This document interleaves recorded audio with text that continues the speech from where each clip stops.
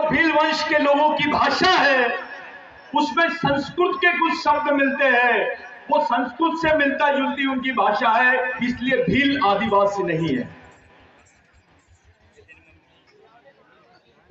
ये बात का क्या मतलब है? एक तरफ भारत सरकार बोलती है कि भारत में आदिवासी नहीं रहते हैं, और दूसरे तरफ ये बोला जाता है कि जो भील वंश के लोग हैं ये आदिवासी नहीं है। भारत का संविधान यहां के भील, बारेला, बिलाला, दरबार, गावित, जितने भील वंश के लोग हैं सबको आदिवासी की मान्यता देता है। लेकिन यही भारत सरकार संयुक्त राष्ट्र संघ में बोल रही है कि भारत में आदिवासी नहीं रहते हैं। अपने नेताओं को तो हवा भी नहीं है इसकी।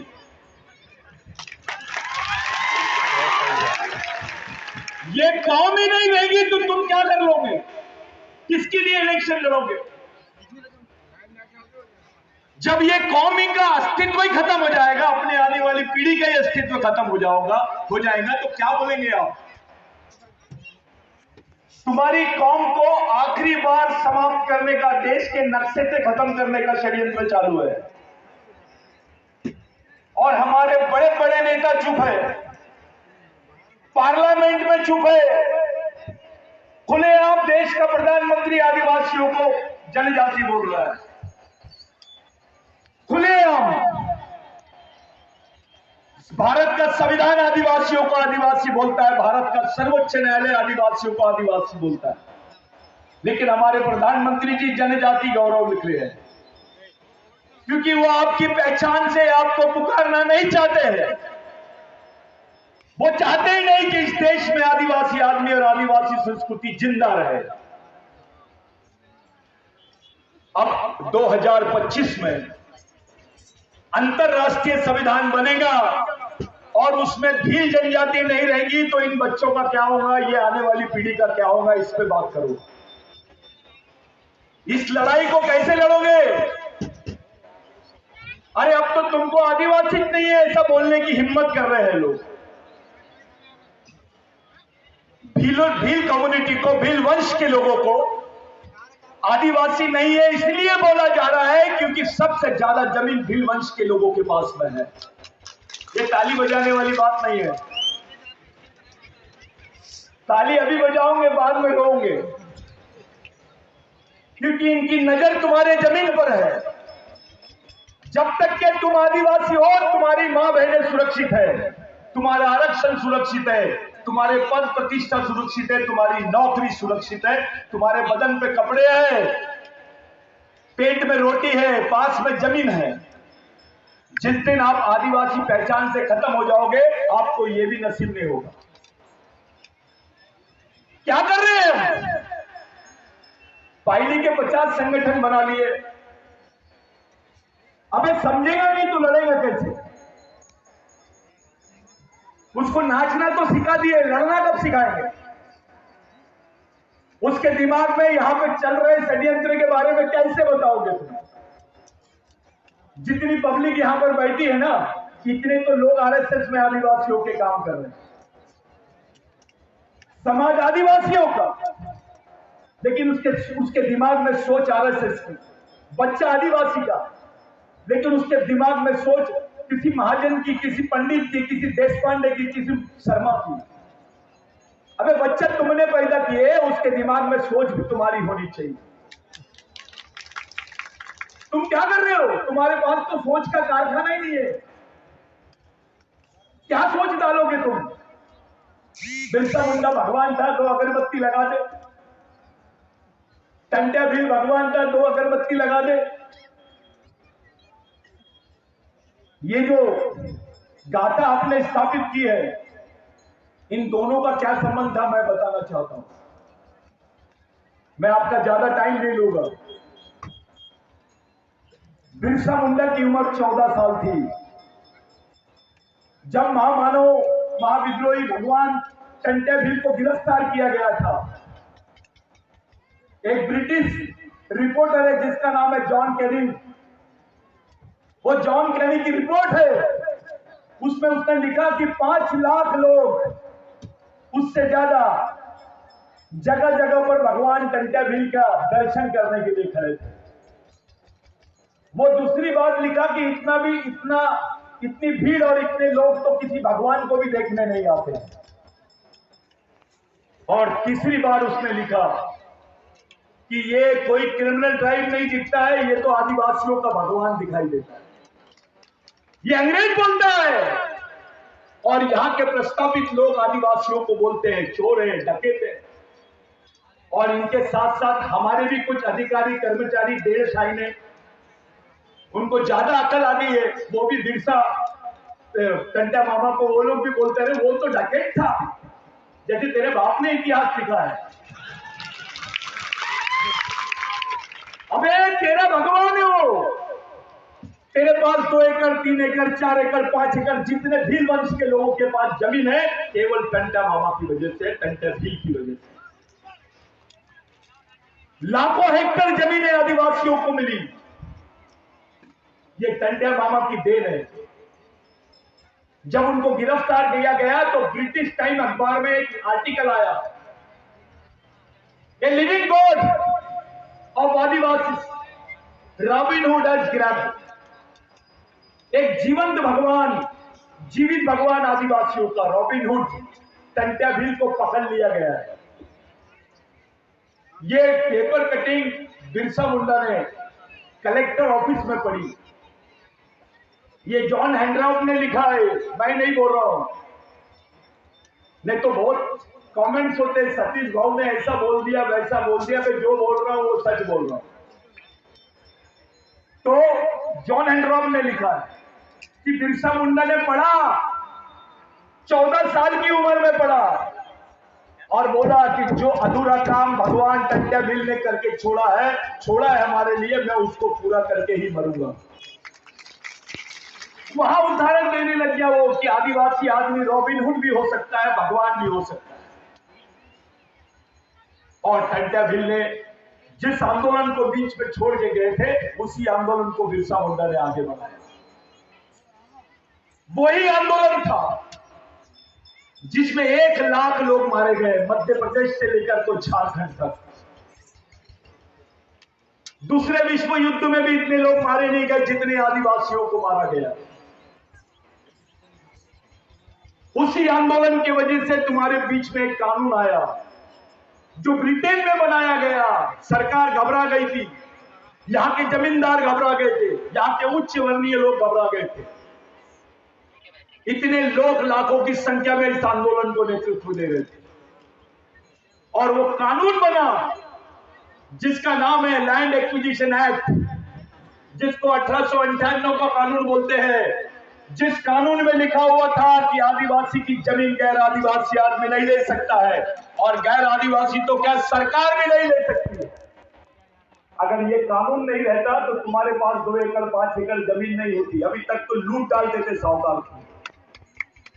ये टंट्या मामा की देन है, ये बिरसा मुंडा की देन है। भाइयों, इनके आंदोलन की वजह से पेशवाओं ने तो भील कम्युनिटी को, महादेव कोड़ियों को, गोंड को, कोरकुओं को क्रिमिनल ट्राइब बोला। गुनेगारी जमात। पैदा ही हुआ आदमी तो उसका बच्चा गुनेगार हो जाता था। एक भील आदमी को जब शहर में देखा जाता था और उसको मार भी दिए तो दूसरे आदमी पे एक्शन नहीं होती थी, एफआईआर नहीं होता था, क्योंकि वो क्रिमिनल ट्राइब था। आज भी टंट्या मामा का नाम क्रिमिनल ट्राइबल लिस्ट में है, भारत के शहीदों की लिस्ट में नहीं है। ये सच्चाई है। ऐसा कानून किसी कौम के खिलाफ में नहीं बना जो आदिवासियों के खिलाफ में बना है, और यही तैयारी चालू है। अब तो ये साफ भाषा में बोलते हैं कि भारत में आदिवासी नहीं है और भील वंश के लोग तो आदिवासी नहीं है। 75 साल हो गए भारतीय संविधान को बनके। 75 साल में हमारा समाज केवल 2% विकसित हुआ है। 98% आदिवासी समाज आज भी गरीबी रेखा के नीचे जी रहा है। 78 साल के बाद, राष्ट्रीय संविधान के बाद अब अंतरराष्ट्रीय संविधान बनने जा रहा है। मेरा आप लोगों से सवाल है, अगर वहां भील कम्युनिटी का, भील वंश के लोगों का उल्लेख नहीं रहेगा तो तुम्हारा क्या होगा ये बताइए। ये लड़ाई को कैसे लड़ोगे तुम? तुम्हारे बच्चों को कैसे बचाओगे? तुम्हारी आने वाली पीढ़ी को कैसे बचाओगे? इसके लिए कोई नेता की जरूरत नहीं है। इसके लिए अगर तुम्हारे को कोई चीज काम आएगी तो यही शहीदों का आंदोलन काम आएगा, इन्हीं की विचारधारा काम आएंगी, इन्हीं का मिशन काम आएगा। आपके पास कुछ नहीं है, केवल जमीन थी तो 5, किसी का 10 एकड़ थी तो 2 बेटे 5 एकड़, उनके 2 बेटे, ऐसे बढ़ गई जमीन। अब नौकरियां भी नहीं रहेगी तुम्हारे पास। ये जो दिख रहा है, हमारे लोगों को देखा जा रहा है, बड़ी संख्या में लोग दिख रहे हैं, उनकी नजर में क्या है मालूम है? ये सबसे बड़े मजदूरों की मंडी बोलते हैं। वो आदिवासी क्षेत्रों को मंडी बोलते हैं। मध्य प्रदेश का हर एक आदिवासी के बाद दूसरा आदिवासी मजदूर है। मजदूर है, वो कर्मचारी नहीं है, अधिकारी नहीं है। हर एक दूसरा आदमी आदिवासी जो है वो मजदूर है, उसके खाने के लाले। गवर्नमेंट का रेशेस है, 8 रुपए 80 पैसे एक आदिवासी आदमी रोज कमा रहा है। अबे 8 रुपए 80 पैसे कमाने वाला आदमी जिंदा कैसे रहेगा, इस पर बात करो। हमारा नेता पार्टी की बात करता है, संगठन की बात करता है, अबे समाज की कब करोगे तुम? इतनी बड़ी तकलीफ आ गई है हमारे सामने। ऐसा षड्यंत्र किसी कौम के साथ नहीं हुआ जो भारत में आदिवासियों के साथ में हो रहा है, विशेष करके भील कम्युनिटी के साथ हो रहा है। मेरा आप लोगों से सवाल है साथ, कौन से रास्ते से ले जाओगे तुम अपने समाज को? कौन बचाएगा तुमको? अरे तुम्हारी तो राष्ट्रपति है अभी, राष्ट्रपति आदिवासी। अब इससे बड़ा कौन सा आदमी बनाओगे तुम? राष्ट्रपति के बाद कोई पद है क्या देश में? तुम्हारा राष्ट्रपति होने के बाद तुमको आदिवासी बोलने से कतरा रहा है, खुद को आदिवासी बोलने से कतरा रहा है। यह बड़ी बात है। राष्ट्रपति बनने के बाद भी वो अपने आप को आदिवासी नहीं बोलती है, लेकिन ग्रामीण क्षेत्र में, गढ़चिरौली में, बस्तर में, वहां पर लड़की, 13 साल की लड़की अपने हाथ में बंदूक उठाती है और बोलती है कि मैं आदिवासी हूं, इस देश की मालिक हूं। लेकिन बदले में क्या मिलता है उसको? बदले में क्या मिलता है? जिस क्षेत्र में बुखार की गोली नहीं रहती है, उस क्षेत्र में बंदूक की गोली मिल रही है हमारे लोगों को। 13 साल की आदिवासी लड़की हाथ में बंदूक लेके लड़ रही है, क्यों? ऐसी क्या मजबूरी है? कौन से समाज की लड़की हाथ में बंदूक लेके लड़ रही है इस देश में, बताइए? उसके बारे में कभी चर्चा नहीं होती। हमारे नेता जितने भी हैं, चाहे कितने भी बड़े पद में होंगे, मैं बुरा लगेगा चलेगा, हमारे आदिवासी नेताओं को पार्टी के लोग भी इज्जत नहीं देते, उसको दबाने की कोशिश करते हैं, क्योंकि उनको मालूम है इसके पीछे समाज नहीं है। हमारे नेता समाज के बीच में पकड़ के समाज को विश्वास में लेके पॉलिटिक्स नहीं कर रहे हैं। कहीं ना कहीं समाज और नेताओं के बीच में गैप आ गई है। वो गैप को कम करना पड़ेगा। तुमको खत्म करने के लिए इस देश में आरएसएस जैसा मिशन खड़े कर दिए। तुमको खुलेआम वनवासी बोलते हैं, तुमको आदिवासी नहीं बोलते हैं, इस देश का मालिक नहीं बोलते हैं। टंटे भील अपने एक एक आदमी को मालिक बोलता था।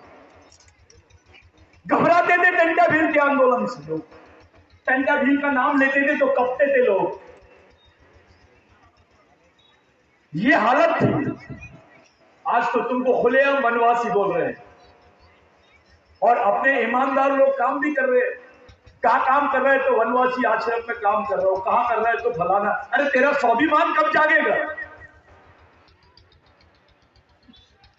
अपना ही भाई दुश्मन की सेना का सेनापति बन के तुम्हारे सामने खड़ा है, लड़ोगे किसके साथ? आज बहुत विपरीत परिस्थिति है। ये जो भीड़ जमी है, आपको घर जाके सोचना पड़ेगा कि जिस दिन आपकी आदिवासी पहचान खत्म हो जाएगी, जिस दिन भीलों को आदिवासी की लिस्ट से बाहर कर दिया जाएगा, भील वंश के लोगों को, आप खाना क्या खाओगे, रहोगे कैसे, तुमको क्या मिलेगा? इतना बड़ा षड्यंत्र हमारे समाज के साथ में हो रहा है, तो भी चुप है, हम खामोश है। बस समाज सबसे बड़ी चीज है। हमारे यहां समाज का स्थान भगवान से बड़ा है। समाज है करके आप ऑफिसर हो, समाजे करके आप मंत्री हो, समाजे करके आप डॉक्टर हो, इंजीनियर हो। समाज ही नहीं रहेगा तो आप कैसे करोगे भाई? भगवान बिरसा मुंडा के लिए आज बहुत बड़ा दिन है कि 147 साल के बाद में टंटा भील के एरिया में बिरसा मुंडा की स्थापना हो रही है। इससे बड़ी बात कोई हो नहीं सकती। ये बहुत बड़ा दिन है, बहुत बड़ा दिन है, लेकिन कोई नहीं डर रहा। एक तरफ सुप्रीम कोर्ट बोलती है कि scheduled tribes are adivasi, they are the aboriginal people of India, वो भारत के मूल मालिक है, वो इस देश के आदिवासी है। सुप्रीम कोर्ट बोलता है, दूसरी तरफ प्रधानमंत्री बोलता है जनजाति है। अरे आप हमको पुकार क्यों नहीं रहे भाई? इन दोनों से क्या मैसेज जा रहा है कि सुप्रीम कोर्ट बोल रहा है आदिवासियों को, अनुसूचित जनजाति के लोगों को आदिवासी, और प्रधानमंत्री जी बोल रहे हैं जनजाति। यानी संविधान का क्या स्थान है यार? सुप्रीम कोर्ट का क्या स्थान है यार? और किसको बोल रहे हैं? उसके बदन पे कपड़े नहीं है, वो खामोश समाज है। ऐसे वक्त जब कोई पार्टी आदिवासियों के साथ में नहीं है, किसी पार्टी ने विरोध नहीं किया इस बात का, ऐसे वक्त जब तुम्हारे नेता, बड़े नेता तुम्हारे साथ में नहीं है, तुम्हारे नेताओं का दबाव नहीं है, समाज का दबाव नहीं है, ऐसे वक्त जब समाज का अधिकारी, कर्मचारी